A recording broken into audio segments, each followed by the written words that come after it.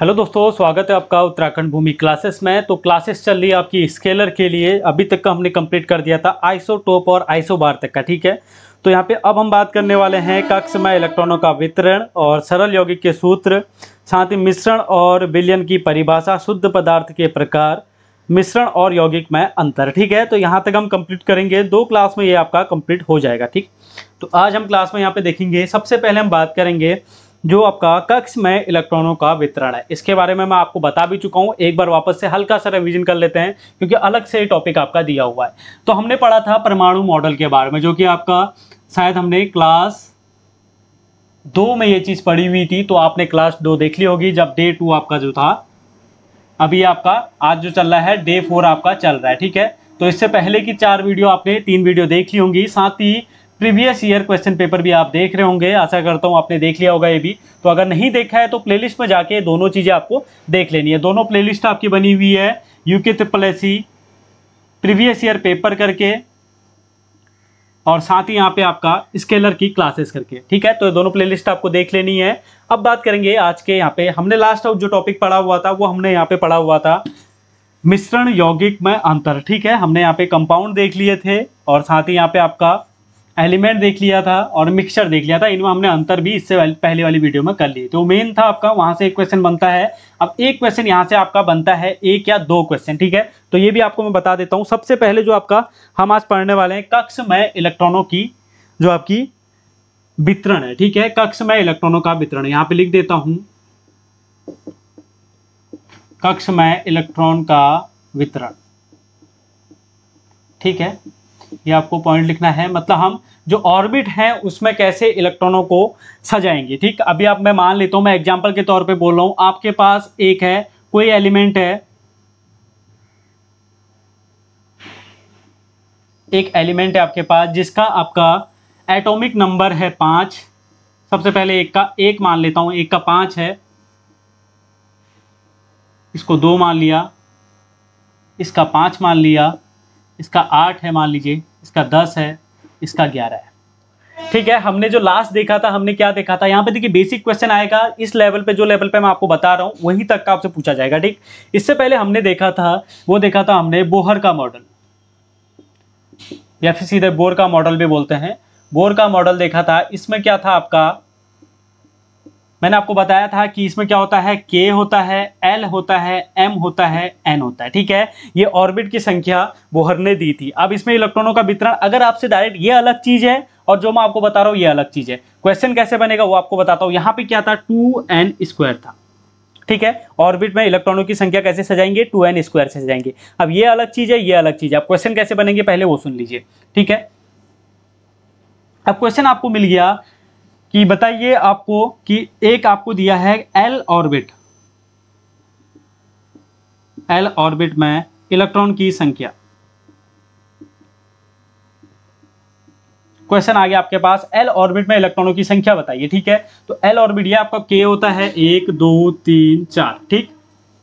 तो अब यहाँ पे ऑप्शन आपके पास आ गया 2 8 6 16, मतलब A ऑप्शन आपके पास है 2, B ऑप्शन है 8, C ऑप्शन है 6 और D ऑप्शन के आपके पास 16 है, ठीक है। तो L ऑर्बिट में, मतलब L आपका जो आपका है कक्ष में, L कक्ष में इलेक्ट्रॉन की संख्या आपसे पूछी जा रही है। तो आप सीधे सीधे समझ सकते हैं कि आपसे कहां से पूछा जा रहा है। L ऑर्बिट की बात किसने की थी, बोर ने की थी, और वहां पे कौन सा ऑर्बिट था ये आपको मैं बता चुका हूं इससे पहले वाली क्लास में। जिन्होंने नहीं देखा वो देख लें। यहाँ पे मैं आपको एक हल्का सा समझा देता हूं। तो इसका फॉर्मूला होता था 2n²। अभी जो 1 2 3 4 ये क्या चीज है, ये आपकी क्या है, n है।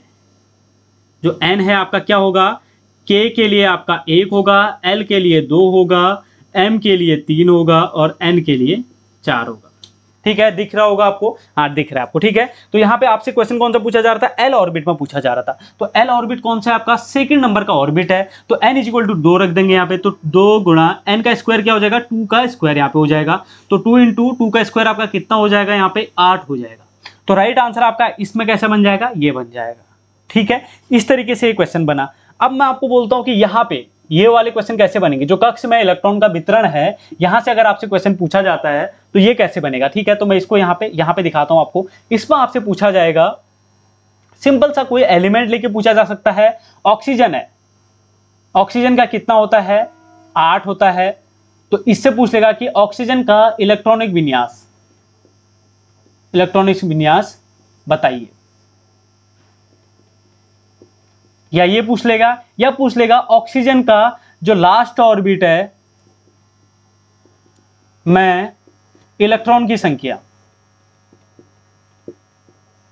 ठीक है, इलेक्ट्रॉन के लास्ट ऑर्बिट में इलेक्ट्रॉन की संख्या। अब आपको ये नहीं देखना इधर का और ये अलग चीज हो गया, ये आपको समझ लेना है। यहां पे देखो आपको डायरेक्ट पूछेगा KLMN, ठीक है, या फिर डायरेक्ट ये भी KLMN ना भी ले तो सीधे बोल सकता है बोहर के मॉडल के अनुसार चौथे कक्ष में या फिर चौथे ऑर्बिट में, फोर्थ ऑर्बिट में इलेक्ट्रॉन कितने डाल सकते हैं, ऐसे पूछेगा। ऐसे क्वेश्चन काफी कम बनते हैं, लेकिन आपको तैयार रहना है। अगर थोड़ा सा घुमाने के क्वेश्चन यहाँ पे बन जाए तो यहाँ पे आपसे पूछा जा सकता है सीधे, ठीक है, या बोहर लिखा रहेगा या फिर आपका KLMN लिखा रहेगा, ठीक है। तो आपको ये मेथड पे जाना है। अब इस मेथड का चीजें अलग है, इसमें जो आपका यहाँ पे देखिए, अगर एक क्वेश्चन में आपका ये बनाया, अब यहीं पे मैं आपका एक दूसरा क्वेश्चन दिखाता हूँ, यहीं पे छोटा सा बना रहा हूँ, ठीक है। तो दूसरा क्वेश्चन आपको मिल गया एन ऑर्बिट में इलेक्ट्रॉन कितने होंगे, ठीक है। तो कैसे निकालेंगे, 2n², n की वैल्यू n के लिए कितनी हो जाएगी, 4 हो जाएगी, 4 का स्क्वायर कितना हो जाएगा, 32 इलेक्ट्रॉन। अब देखिए यहां आप कहां पहुंच गए, 32 इलेक्ट्रॉन तक पहुंच गए। किसने बोला था, ये बोहर ने बोला था, और इस ऑर्बिट की बात चल रही है। अब ये क्या है, इससे सुधरा हुआ रूप है, इतना नहीं होता। कभी भी लास्ट ऑर्बिट की बात करेंगे, कहीं पे भी अगर पूछा जाए आपसे कि किसी भी उसमें अपना लास्ट ऑर्बिट में कितने हो सकते हैं, लास्ट ऑर्बिट में मैक्सिमम कितने इलेक्ट्रॉन होंगे, जो लास्ट ऑर्बिट में मैक्सिमम कितने इलेक्ट्रॉन होंगे, यहाँ पे सिर्फ 8 होंगे, ठीक है। अब आप इसको ये वाला समझ गए कि बोहर के मॉडल से कैसे क्वेश्चन मिलेंगे। यहाँ पे आप समझ गए कि सीधा आपको दे दिया ऑर्बिट दे दिया, या कोई भी आपको एलिमेंट दे दिया। यहाँ पे क्या दे दिया आपको, ऑक्सीजन का इलेक्ट्रॉनिक विन्यास बताइए, या ऑक्सीजन के लास्ट ऑर्बिट में इलेक्ट्रॉनों की संख्या बताइए, ठीक है। तो ये आपको क्वेश्चन दिया हुआ है। आपके पास ऑप्शन क्या दिएंगे, यहाँ पे 2 दे दिया, 8 दे दिया, 6 दे दिया, 12 दे दिया, A option, B option, C option, D option. अब आपको यहां पे इसका आंसर बताना है। इसका आंसर देखिए कितना आपसे निकल रहा है।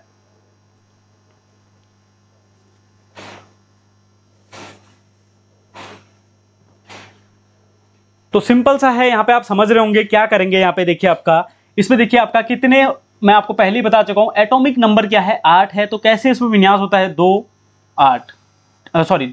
और यहाँ पे 6, जितने बच्चे 6, ठीक है। तो कितना हो गया यहाँ पे, लास्ट ऑर्बिट में 6 हो गया, तो 6 इसका राइट आंसर आ जाएगा। तो आप समझ चुके होंगे कि यहाँ पे इलेक्ट्रॉन का जो वितरण होता है वो कैसे होता है। अब मैं आपको समझाता हूँ, इसमें आपको बिल्कुल कंफ्यूजन नहीं करना है कि यहाँ पे कि KLMN में कैसे निकालना है और इसके क्वेश्चन कैसे आएंगे, और अगर डायरेक्ट क्वेश्चन पूछता है तो उसको कैसे सॉल्व करेंगे, ठीक है। इसको तो बिल्कुल अलग से आपको लेके चलना है। इसको एक नियम समझ लीजिए जो कि आगे लागू नहीं हुआ है, ठीक है। आपको सिंपल सा इतना याद रखना है। इसमें क्या याद रखना है कि KLMN किसने दिया था, वो बोहर ने दिया था। और डायरेक्ट अगर बोहर के नाम से आए तो आपको सीधा KLMN याद रखना है, 2n² याद रखना है, और कैसे हम ऑर्बिट में निकालते हैं वो आपको याद रखना है। सिंपल सा है, n की वैल्यू रख देनी है, k के लिए 1, l के लिए 2, m के लिए 3 और n के लिए 4। इस तरीके से इस क्वेश्चन को आपका किया जाता है। तो आपने नोट डाउन कर लिया होगा। अब मैं आपको आगे इसका दिखा देता हूं, इसमें क्या क्या चीजें होती है। अब देखिए हम बात करेंगे कक्ष में इलेक्ट्रॉन का वितरण, ठीक है।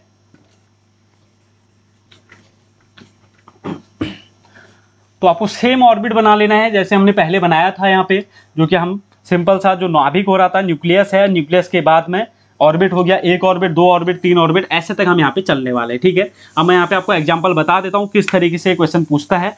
यहाँ पे देखिए आपको मैंने ऑक्सीजन का बोला, सीधे ऑक्सीजन लिखा आएगा, उसका जो एटॉमिक नंबर है, परमाणु क्रमांक है, वो लिखा हुआ नहीं आएगा, ठीक है। तो आपको देखिए किस तरीके से इसको किया जाता है। यहाँ पे मैं आपका डायग्राम बना रहा हूँ एक, ये देखिए आपका क्या है, न्यूक्लियस है, ये आपका first orbit, second orbit, 3 orbit तक मैं यहाँ पे चल रहा हूँ, ठीक। आपको यहाँ पे क्या पूछा जा रहा है, अब देखिए एग्जाम्पल के तौर पे मैंने बोला कि एक एलिमेंट, आपको एलिमेंट दिया हुआ है जिसका आपका एटॉमिक नंबर 1 है। किसका है आपको पता है, सिंपल सा हाइड्रोजन का है। तो यहाँ पे देखिए ये आपका 2 हो गया तो हीलियम का है, 5 बोरोन हो गया, 8 आपका अभी मैंने आपको ऑक्सीजन बताया, ऐसी 10 और 11 आगे कुछ भी पूछ सकता है। ये मैंने इसीलिए आपको बोला था कि आप कम से कम इसको 20 तक का तो याद करना ही करना है। और मैंने आपको ये भी बोला था MCQ कराएंगे तो वहां पे आपको अपने आप ही याद हो जाएगा, जैसे कि आपको अभी याद हो गया, हाइड्रोजन, हीलियम, लिथियम रहता है 3 तक का। इस तरीके से इसको हम करेंगे। अब देखिए यहाँ पे क्या है, एक ऑर्बिट आपको एलिमेंट दिया हुआ है 1, ये एलिमेंट ये दिया आपको एटॉमिक नंबर, ठीक है, एक है आपका एलिमेंट का एटॉमिक नंबर आपको दिया हुआ है, आपसे बोला जा रहा है कि एक तत्व है जिसका एटॉमिक नंबर 5 है, जिसका परमाणु क्रमांक 5 है, उसके अंतिम ऑर्बिट में इलेक्ट्रॉनों की संख्या बताइए। हिंदी में ये क्वेश्चन है इसका। ठीक है, अब मैं एक वाले को करूं तो कैसे भरेंगे, जो हमारा पहला ऑर्बिट होता है उसमें 2 इलेक्ट्रॉन हम भर सकते हैं। ठीक है, लेकिन यहाँ पर तो एक ही है, तो यहाँ पे हम एक भरेंगे बस। अब इसमें आपसे पूछ लिया कि आपका एटॉमिक नंबर 1 दिया हुआ है और इसके अंतिम कोष में इलेक्ट्रॉनों की संख्या कितनी होगी, तो एक ही होगी। अंतिम कौन सा है, वही वाला है, वहीं पे ही खत्म हो गया, ये बाकी की तो बनने ही नहीं है। ठीक है, अब अगर 2 होंगे, ये 2 वाला आएगा, तो एक वाले का ऐसा सिंपल सा ये बनेगा आपका, एक आपका न्यूक्लियस बन जाएगा बीच में, और जो पहला ऑर्बिट है उसमें 1 इलेक्ट्रॉन आ जाएगा। 2 आ गया तो यहाँ पे 2 आ गया। ठीक है, अब ये सेकंड वाले का बनाया मैंने अभी। ठीक है, न्यूक्लियस है और 2 इलेक्ट्रॉन है पहले ऑर्बिट में। अब यहाँ पे मैं आपको बता दूं 5 वाले का कैसे भरेंगे। ठीक है, पहले न्यूक्लियस है, पहले ऑर्बिट में 2 इलेक्ट्रॉन आपके आगे बचे, कितने, 3 बचे। ठीक है, 5 थे, 2 आगे, 3 बचे, तो 3 हम कहां पे लाएंगे, यहां पे लाएंगे। 1 2 3, यहां पे कितने आ सकते हैं, 8 आ सकते हैं। तो यहां पे मैं आपको लिख के दिखा देता हूं, जो आपका फर्स्ट ऑर्बिट है उसमें आएंगे 2 इलेक्ट्रॉन, सेकेंड में आपके आएंगे 8 इलेक्ट्रॉन, थर्ड में आपके आएंगे 8 इलेक्ट्रॉन, और जो यहाँ पे आगे चलता रहेगा तो अंतिम ऑर्बिट में अपने को 8 ही लाने हैं, ये आपको याद रखना है। ठीक है, तो आपको 8 तक ही याद रखना है। ये वाला जो K L M और N था वो अलग चीज है, इसको अलग याद करके आपको रखना है। ठीक है, ये अलग चीज है और यहाँ पे ये अलग चीज है। तो यहाँ पे आपको थर्ड ऑर्बिट तक नहीं जाता है, मैक्सिमम थर्ड ऑर्बिट कभी चला गया तो चला गया, ऐसे आपको। या फिर आपसे डायरेक्ट क्वेश्चन बनता है, क्वेश्चन क्या बना आपका कि कोई भी आपका एक एलिमेंट दिया हुआ है, या आपसे सीधे पूछ ले मैक्सिमम जो आउटर ऑर्बिट है उसमें कितने इलेक्ट्रॉन आएंगे। ठीक है, एक क्वेश्चन यहां से डन बनेगा, आपको अच्छे से इसको समझ लेना है। इसमें आपको क्वेश्चन थोड़ा घुमा के मिल सकता है। आपसे बोल दिया मैक्सिमम आउटर ऑर्बिट में कितने इलेक्ट्रॉन आएंगे। ठीक है, तो सिंपल सा इसका आंसर रहेगा 8 इलेक्ट्रॉन आएंगे। ठीक है, इसमें आपको K L M N नहीं डालना है, आपको डायरेक्ट पूछेगा K L M N का पूछेगा तो सीधे नाम लेके पूछेगा, बोहर का नाम लेके पूछेगा। ठीक है, तो यहाँ पे आपको सीधे सीधे क्या डालना है, इसका आंसर क्या हो जाएगा, जो मैक्सिमम आउटर ऑर्बिट है उसमें कितने इलेक्ट्रॉन आएंगे, 8 इलेक्ट्रॉन आएंगे, खत्म। ठीक है, ये आपको याद रखना है, अभी इसको नोट कर लेना है आपको।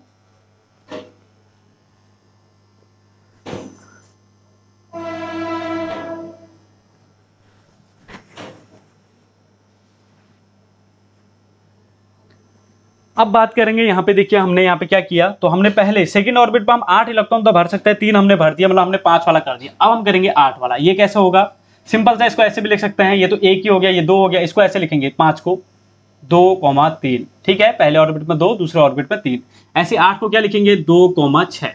ठीक है, पहले ऑर्बिट में 2, दूसरे में 6, इसमें क्या लिखेंगे 2,8। समझ गए, 2,8 लिखेंगे। अब यहाँ पे इसको 2,9 नहीं लिखेंगे। ठीक है, ये गलत हो जाएगा। यहाँ पे आपको क्या है कि आपको पता है कि सेकंड ऑर्बिट में मैंने आपको बोला कि सिर्फ 8 इलेक्ट्रॉन आ सकते हैं, तो यहाँ पे 2,8 और अगले ऑर्बिट में 1 आएगा। ठीक है, इस तरीके से आगे को हम करेंगे, फिर 2 आएगा, 3 आएगा, इस तरीके से इसको आगे को करेंगे। अब देखिए मैं आपको सीधे समझा रहा हूँ, जो आपका कौन सा वाला है जिस पर 3 ऑर्बिट का यूज हो रहा है, जिसका 11 है। अब मैं इसको बना के दिखा रहा हूँ आपको कैसे बनेगा। पहले ऑर्बिट में 2 बना दिया हमने, तीसरे में 8 बनाना है, तो यहाँ पे देखिए हमने 8 इलेक्ट्रॉन यहाँ पे बना दिए।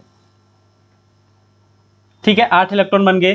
तीसरे ऑर्बिट में कितना है, 11 वाले का 1 है, तो 1 हमने ये बना दिया। तो इस तरीके से ये बनेगा, सिंपल सा, कोई दिक्कत नहीं है। यहाँ पे ये चीजें आपको आनी चाहिए। सीधे सीधे आपसे पूछ लेगा ये आपका एटॉमिक नंबर 11 है, एटॉमिक नंबर 11 है, इसका इलेक्ट्रॉनिक विन्यास बताइए, तो 2 8 1, सिंपल सा। ठीक है, ऐसा नहीं करना है कि 2 और आपका यहाँ पे 10 कर दिया, ये गलत हो जाएगा। ऑप्शन आपको ऐसे दिखेंगे, ऑप्शन आपको ए ये दिखेगा, मैं 11 का एग्जाम्पल लेके चल रहा हूँ, ऑप्शन ए दिखा, बी दिखेगा 1 11 या 1 10, सी दिखेगा 2 8 1, डी दिखेगा 3 और 8। ठीक है, तो आपको सीधे सीधे समझ लेना है किस तरीके से ये होगा। यहाँ पे 2 8 1 इसका सही इलेक्ट्रॉनिक विन्यास रहेगा। तो इस तरीके से ये वाला आपका जो टॉपिक है सिंपल सा पूछा जाएगा, या आपको एलिमेंट का नाम लेके पूछ सकता है, तो आपको एलिमेंट का नाम याद रखने हैं। कितने तक एटॉमिक नंबर आपको बोल चुका हूँ, 20 तक एटॉमिक नंबर कम से कम याद रखने ही रखने हैं। ठीक है, अब हम आगे बात करेंगे। आगे हम बात करने वाले हैं, हमने इससे पहले आपका देख लिया था शुद्ध पदार्थ के प्रकार हो गया। अब पहले हम देखेंगे शुद्ध पदार्थ के प्रकार। ठीक है, उसके बाद हम जाएंगे विलयन पे, क्योंकि हमने मिश्रण कंप्लीट कर चुके हैं, जो मिक्सचर था वो हमने कंप्लीट कर लिया है पिछली वीडियो में। तो यहाँ पे हम देखेंगे शुद्ध पदार्थ। ठीक है, इस वीडियो में इसको पूरा डिस्कस कर लेते हैं। उसके बाद अगली वीडियो में हम फिर इसी टॉपिक को, इसी यहाँ पे MCQ भी मिलेंगे आपको इसी के साथ में, इसी टॉपिक के, और अगली क्लास में जो जो यहाँ पे बचा होगा वो यहाँ पे हम कंप्लीट करेंगे। ठीक है, तो अब सबसे पहले हम यहाँ पे देखते हैं शुद्ध पदार्थ। ठीक है, कितने प्रकार का होता है इसके बारे में हम देख लेते हैं। ठीक हो गया। अब आगे उसके बाद आपका एक टॉपिक और है, इसमें आपको क्या करना है मैं आपको बता दूं। सरल यौगिक के सूत्र आपसे एक यहाँ पे आपका पॉइंट और दिया हुआ है, सरल यौगिक के सूत्र। ठीक है, यहाँ पे लिख रहा हूं, इसको पहले कंप्लीट कर लेते हैं। सरल यौगिक के सूत्र। ठीक है, यौगिक के सूत्र आपसे पूछा जा रहा है, सिंपल सा है, कुछ यहाँ पे दिक्कत नहीं है। आपको क्या करना है, कुछ यहाँ पे नोट डाउन कर लेने हैं, मैं आपको बता देता हूँ 8 या 10 यहाँ पे, वो आपको नोट करके लिख लेना है। ये आपके काफी महत्वपूर्ण है, बहुत बार ये पूछे जाते हैं। ठीक है, सिंपल सा 10th बेस पे है, इतना टफ आपसे नहीं पूछेगा, सिंपल सा ही पूछता है। जैसे कैल्शियम क्लोराइड का क्या फॉर्मूला रहता है, तो कैल्शियम क्लोराइड का क्या रहेगा, CaCl2। ठीक है, मैं इधर से लिखता हूँ, ऐसे सीरीज में लिखते रहूंगा, आपको नाम के साथ में लिखना है। ठीक है, पहला मैंने कैल्शियम क्लोराइड कहा, CaCl2 रहेगा। ठीक है, तो ये आपको नोट करना है। दूसरा बात करेंगे सोडियम क्लोराइड, सिंपल सा है, Na पॉजिटिव Cl निगेटिव, तो NaCl आपका हो जाता है। तीसरा आपका इसमें लिख लीजिए कैल्शियम फास्फाइड, लिख दीजिए कैल्शियम फास्फाइड का आपका लिखेंगे तो इसका आपका रहेगा Ca3, ऐसे आपको याद रखना है, P2। ठीक है, ये भी आपको याद रखना है। उसके बाद सोडियम सल्फाइड लिखिए, सोडियम सल्फाइड की बात करें तो Na2S। ठीक है, सोडियम सल्फाइड भी आपने लिख लिया होगा। उसके बाद 5वें नंबर पे देखते हैं आपका सोडियम सल्फाइड आपने लिख दिया है, कैल्शियम क्लोराइड आपका हो गया है, मैग्नीशियम क्लोराइड हो गया। पोटेशियम सल्फाइड, पोटेशियम फास्फाइड लिखिए, 5वां लिखिए पोटेशियम फास्फाइड, इसका आपका रहता है K3P। ठीक है, पोटेशियम फास्फाइड भी आपका हो गया है। एल्यूमिनियम सल्फाइड लिख लीजिए, एल्यूमिनियम सल्फाइड की बात करें तो यहाँ पे Al2S3। ठीक है, ये आपका क्या हो गया, एल्यूमिनियम सल्फाइड हो गया। उसके बाद पोटेशियम नाइट्राइड, ये भी आपको लिखना है। पोटेशियम नाइट्राइड की बात करें तो K3N। ठीक है, ये आपने लिख लिया होगा। अब बात करेंगे उसके बाद पोटेशियम नाइट्रेट। पोटेशियम नाइट्रेट का क्या होता है आपका, KNO3। ठीक है, ये इंपॉर्टेंट है जो आपको पूछे जाते हैं, बाकी मैं आपको MCQ में करा ही दूंगा, वो उसकी टेंशन आपको नहीं है। कैल्शियम सल्फेट आपसे पूछा जाता है काफी बार, सिंपल सा है, कैल्शियम सल्फेट का CaSO4। ठीक है, कैल्शियम सल्फेट आपको हो गया। अब एल्यूमिनियम सल्फेट की बात करेंगे तो ये इंपॉर्टेंट है आपका, देखिए एल्यूमिनियम सल्फेट Al2SO4 का होल थ्राइस। ठीक है, ये आपको नोट करके चलना है, आपको दिख रहा होगा, हाँ। ठीक है, कैल्शियम सल्फेट हो गया, ये आपका क्या हो गया, एल्यूमिनियम सल्फेट का हो गया। उसके बाद आपको कैल्शियम कार्बोनेट, सिंपल सा, बहुत बार पूछता है, कैल्शियम कार्बोनेट CaCO3 हो जाएगा आपका। एक लास्ट और लिख लीजिए, अमोनियम सल्फेट, अमोनियम सल्फेट का लिखिए NH4 होल ट्वाइस SO4। ठीक है, कुछ आपको याद करना है, कम से कम 10 से 15 हैं, ये अगर आप याद कर लेंगे तो यहाँ से आपका एक क्वेश्चन बन जाएगा। बाकी जो जिप्सम वगैरह हैं, ये चीज़ें हैं, नीला तोता, ये चीज़, ये आपको मैं अलग से कराऊंगा जब आपको MCQ कराए जाएंगे। ठीक है, तो आपको ये सरल यौगिक के सूत्र में कुछ फॉर्मूले याद करके रखने हैं, इसको ज़्यादा ब्रीफ में जाने की जरूरत नहीं, क्योंकि सिंपल सा आपसे क्वेश्चन यहाँ पे क्या बनता है कि इसमें किसी का भी पूछ लेगा, कैल्शियम फॉस्फेट का पूछ लेगा, एल्यूमिनियम सल्फेट का पूछ लेगा, कैल्शियम कार्बोनेट का पूछ लेगा, कैल्शियम क्लोराइड का पूछ लेगा, इस तरीके से आपसे क्वेश्चन पूछ लेगा यहाँ पे। तो इतना ही आपका यहाँ पे बनता है, इसके ज़्यादा कुछ भी नहीं बनता। ठीक है, तो अब हम आज यहाँ पे पढ़ेंगे, देखिए जो पदार्थ है उसके बारे में, जो आपका मैटर है उसका बारे, यहाँ पे जो लिखा हुआ है शुद्ध पदार्थ के प्रकार। ठीक है, ये आपका दिया हुआ है। पहले हम देखेंगे पदार्थ के बारे में, सिंपल सा पदार्थ के बारे में एक बार इंट्रो ले लेते हैं, उसके बाद जो जो इसके अंदर टॉपिक आएंगे वो हम यहाँ पे कवर करेंगे। ठीक, तो सबसे पहले आज हम यहाँ पे देखेंगे जो मैटर है, मैटर है या फिर आपका हिंदी में पदार्थ हो गया। ठीक है, यहाँ पे मैं बता देता हूँ आपको, यहाँ तक आपका आ रहा है। ठीक है, तो यहाँ पे मैंने लिखा पदार्थ, इसी तरीके से आपको इसको लिखना है और इसके बारे में भी लिख लेना है, मैं आपको बता देता हूँ। अब ये आपका दो प्रकार से होता है, एक आपका हो जाएगा यहाँ पे शुद्ध पदार्थ, ठीक है, शुद्ध पदार्थ हो जाएगा। एक आपका यहाँ पे हो जाएगा मिश्रण।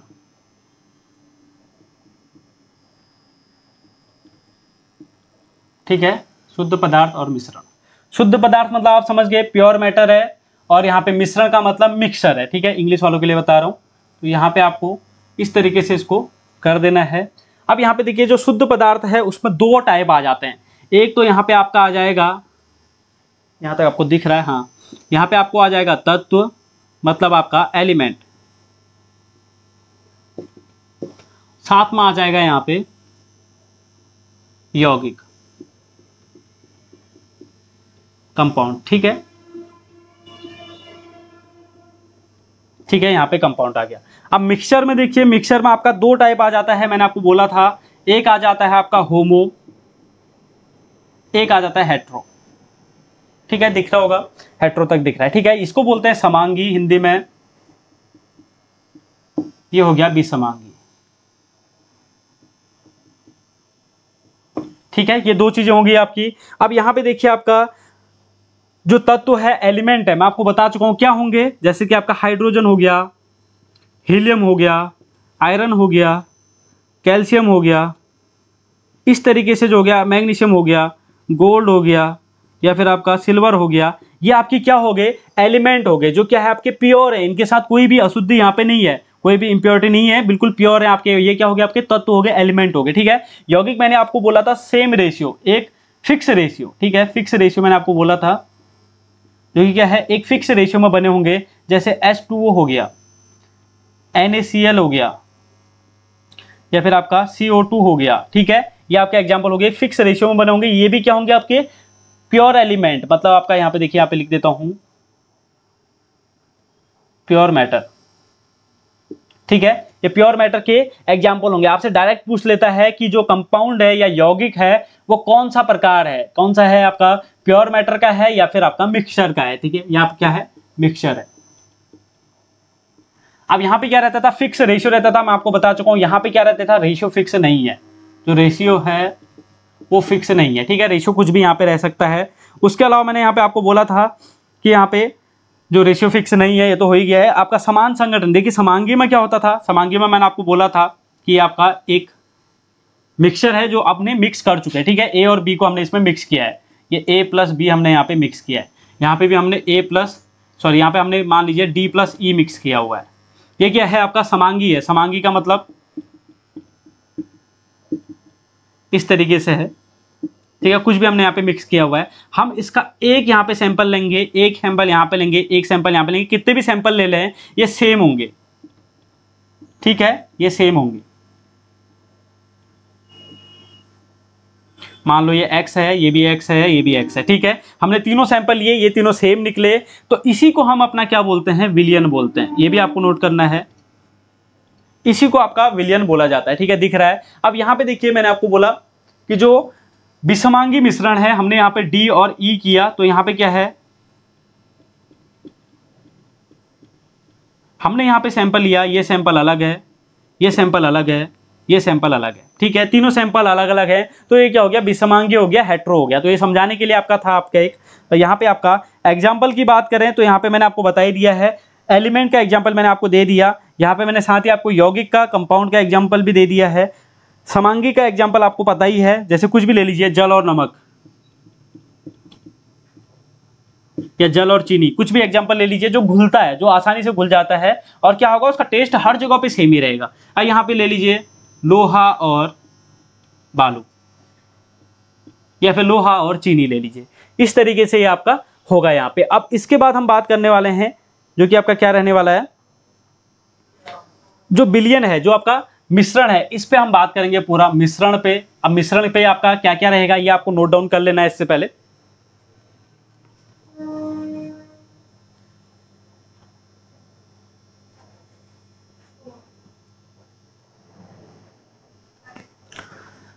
तो ये आपने नोट डाउन कर लिया होगा। देखिए, इसके बाद हम देखेंगे जो विलयन है, कोलाइड है, निलंबन है, इनके बारे में देखेंगे, जो कि हम अभी नहीं, अगली क्लास में यहाँ पे चर्चा करेंगे इसके बारे में। ठीक है, अगली क्लास आपकी क्या होने वाली है, जिसमें आपको विलयन मिलेगा,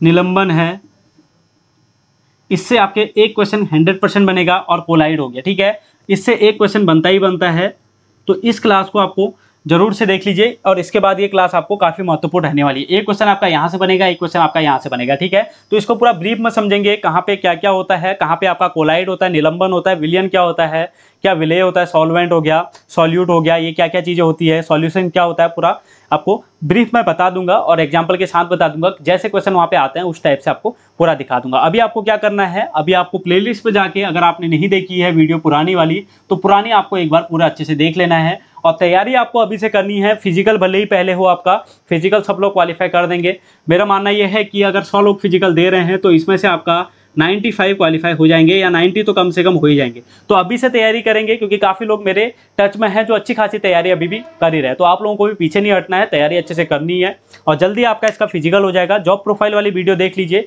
जिनको अगर ये पता करना हो कि आपका फिजिकल कब होगा और आपका रिटर्न कब होगा, तो जॉब प्रोफाइल वाली वीडियो सेक्शन में जाके या फिर आपका प्लेलिस्ट में जाके आपको मिल जाएगी, ठीक है। तो इस वीडियो में बस इतना ही। वीडियो पसंद आई तो लाइक करें, साथ ही आपको टेलीग्राम ग्रुप से जुड़ जाना है हमारे साथ में। वहाँ पे 1K+ यहाँ पे अभ्यर्थी जुड़ चुके हैं, तो वहाँ पे आपको जरूर से जुड़ जाना है। तो फिर मिलते हैं अगले वीडियो में। Thank you so much.